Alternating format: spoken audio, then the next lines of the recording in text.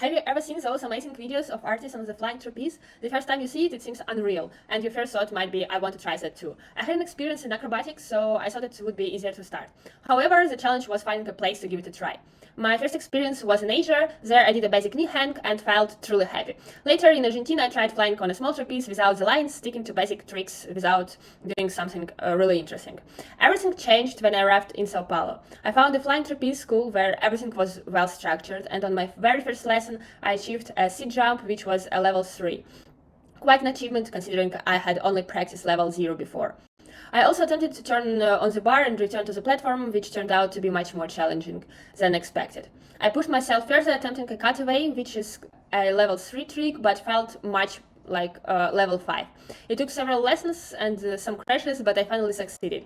Then came the backhand straddle of level 4, although I personally would rate it as level 0. My main goal was to catch the bar after the catch, and I succeeded several times. I managed to do a layout on my first attempt, although I know it can be much higher with more practice.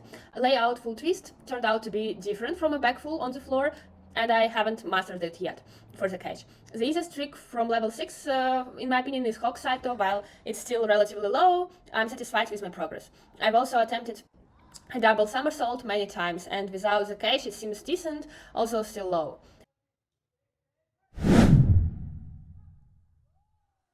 Finally, I tried the hawk salto to legs, which might be a bit ambitious for my current level, as I need to fly higher. However, on the lighter trapeze, it didn't feel too bad for a first attempt.